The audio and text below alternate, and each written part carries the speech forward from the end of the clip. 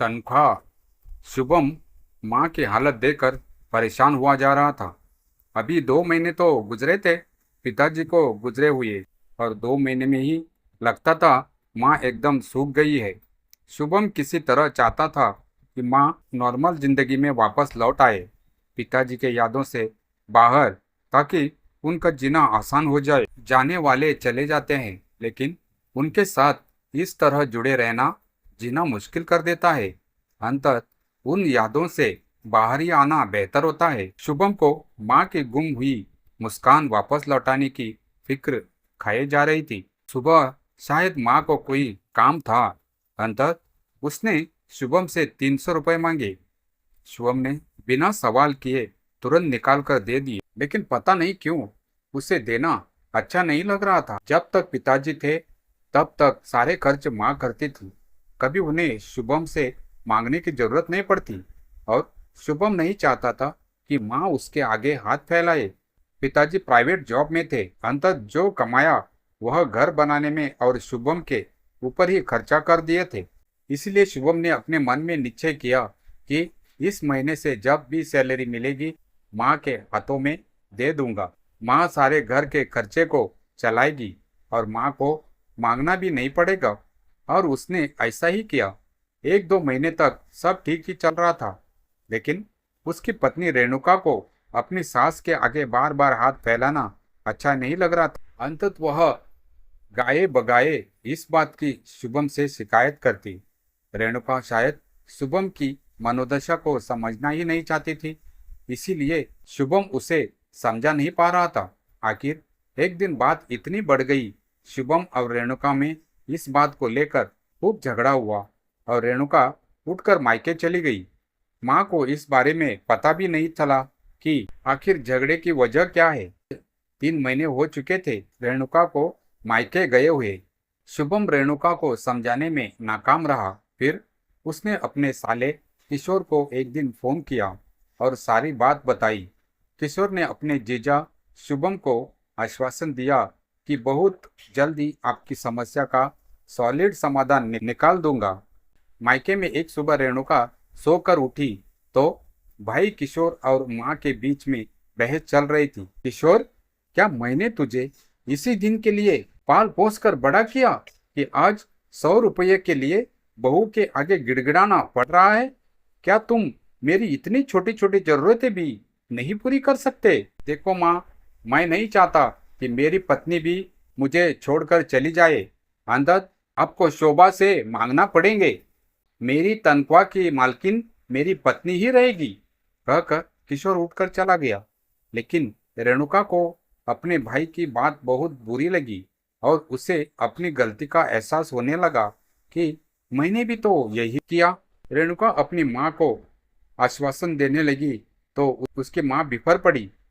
रहने दे रेणुका, तू किस मुंह से मुझे समझा रही है? तूने तो अपनी सास के संग यही किया है और यही चाहती है। तेरी भाभी ने मुझसे ही यह सीखा है, वरना पहले किशोर अपनी सारी तनख्वाह मेरे हाथ में ही रखता था और पूरे घर का खर्च मैं चलाती थी, और तेरी भाभी को कभी ऐतराज भी नहीं था। पर तेरी देखा देखी मेरा घर भी बिगड़ गया। रेणुका रुआसी होकर अपने कमरे की तरफ चली गई और कमरे में जाकर सबसे पहले शुभम को फोन मिलाया। शुभम के फोन उठाने पर रेणुका बोली, सुनिए, आप यहाँ पर आइए, मैं घर आना चाहती हूँ। अब मुझे कोई तनख्वाह नहीं चाहिए। इधर दरवाजे के बाहर किशोर, शोभा और किशोर की माँ तीनों एक दूसरे को मुस्कुराकर प्रसन्न नजरों से देख रहे थे। आखिरकार किशोर का आइडिया काम कर गया। शुभम के कानों में जैसे मधुर संगीत उतर गया हो। वह चौंक पड़ा, कुछ पल चुप रहा, फिर बोला, रेणुका, क्या सच में तुम घर आना चाहती हो? रेणुका की आवाज में पश्चाताप और प्रेम दोनों थे। हाँ शुभम, बहुत कुछ सीख लिया है इन 3 महीनों में, और सबसे बड़ी बात, माँ का दुख अब समझ में आता है। मेरी भी माँ है ना। मैंने देखा, सुना और महसूस किया कि माँ को अपने बेटे से कुछ मांगना इतना भारी लगता है, और मैंने तुम्हारी माँ को वही दर्द दिया। मैं शर्मिंदा हूँ। अब मुझे कुछ नहीं चाहिए, सिर्फ तुम्हारा साथ और माँ की ममता। शुभम की आंखों से आंसू बहने लगे। उसने गला साफ करते हुए कहा, मैं अभी आता हूँ। अगले दिन घर में एक सन्नाटा था। माँ पूजा की थाली लिए चौके में बैठी थी। तभी दरवाजे की घंटी बजी। शुभम ने दरवाजा खोला। सामने रेणुका खड़ी थी, आंखों में पश्चाताप और चेहरे पर विनम्रता। उसने झुककर सासू माँ के पैर छुए। माँ चौंक गई। माँ, मुझे माफ कर दीजिए, मैंने आपकी जगह नहीं समझी। अब समझ गई हूँ कि माँ होना क्या होता है। अब आपसे कुछ नहीं छीनूंगी, बस साथ निभाऊंगी। माँ की आंखें भर आई।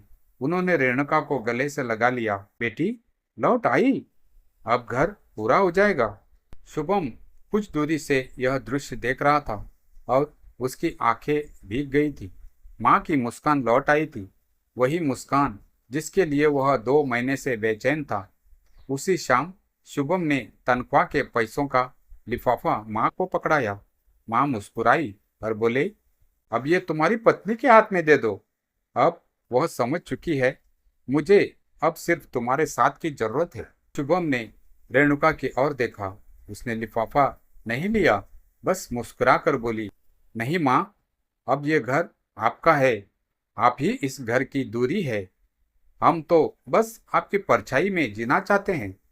माँ के चेहरे पर आत्मसंतोष की एक रेखा खींच गई। माँ आंगन में तुलसी के पास बैठी थी, पूजा कर रही थी। शुभम और रेणुका बगल में बैठे चाय पी रहे थे। घर में अब कोई दरार नहीं थी, कोई शिकायत नहीं, सिर्फ अपनापन और समझदारी का माहौल था। रेणुका ने माँ का हाथ पकड़कर कहा, माँ, अब आपकी मुस्कान कभी गुम ना हो, ये मेरा वादा है। माँ ने आशीर्वाद में हाथ उठाया और कहा, बेटी, तेरा यह वादा ही मेरी सबसे बड़ी दौलत है।